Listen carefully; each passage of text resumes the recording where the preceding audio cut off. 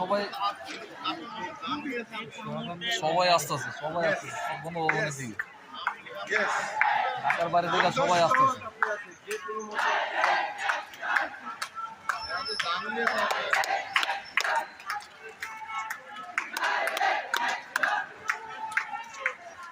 সেনাবাহিনীও systematically জনগণের উপরে দায়িত্ব দিয়ে দিচ্ছে, আমরা চুপচাপ থাকবো, আপনারা আন্দোলন চালাবো, গুলি করবো না।